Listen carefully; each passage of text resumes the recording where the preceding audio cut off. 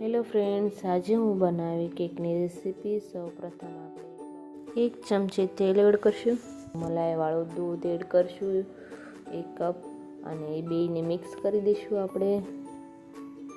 અને બરાબર મિક્સ થઈ જાય એટલે બૂસ્ટ પાવડર એડ કરશું, અને એને આપણે ચાળી અને બરાબર એને મિક્સ કરી દઈશું.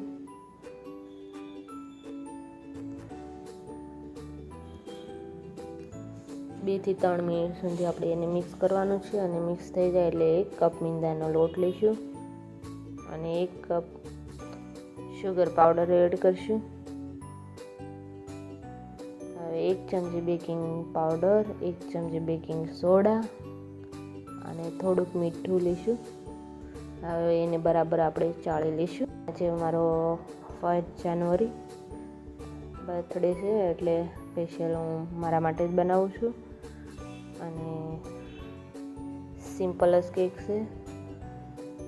અને 1 કપ આપણે ગુડ ડે બિસ્કિટ લીધા હતા, એટલે એને મિક્સરમાં પીસી અને 1 કપ જેટલા ગુડ ડે બિસ્કિટ આપણે એને પણ ચાળી લઈએ અને બરાબર મિક્સ કરી દઈશું આપણે બધાને.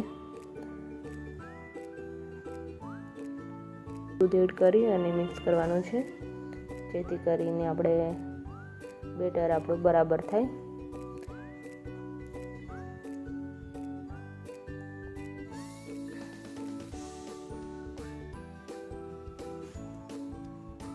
બે થી 3 મિનિટ સુધી આપણે એને બરાબર મિક્સ કરવાનું છે.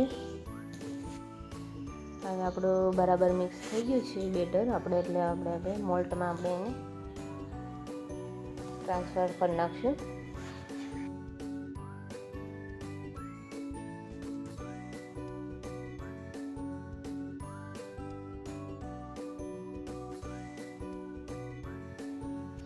હવે આપણે કાજુ બદામથી આપણે ગાર્નિશિંગ કરશું. કાજુના 2 ટુકડા કર્યા છે અને બદામના પણ 2 ટુકડા કર્યા છે, અને ગાર્નિશિંગ કરશું. અને વચમાં દ્રાક્ષ એડ કરી દઈશું થોડીક.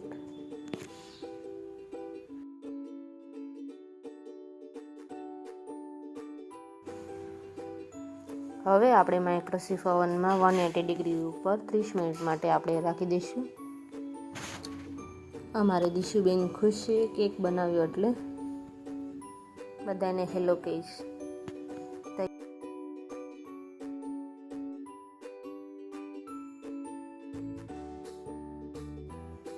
બહુ સોફ્ટ અને સ્પોન્જી કેક બન્યો છે. ડાર્ક ચોકલેટથી ગાર્નિશિંગ કર્યું હતું, સાદું સિમ્પલ જ તે.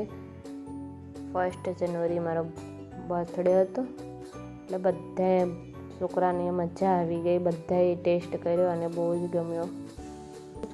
જો તમને મારો વિડીયો ગમ્યો હોય તો લાઈક કરજો, શેર કરજો અને સબસ્ક્રાઈબ કરજો, અને બેલ આઇકન પણ દબાવજો. અને કમેન્ટમાં લખીને જણાવજો કેવો લાગ્યો વિડીયો. અને શોર્ટ વિડીયો વધારે બનાવું, લોંગ ઓછા બનાવું છું, તો કમેન્ટમાં લખીને મોકલજો કેવો લાગ્યો video. Bye bye, thanks for watching.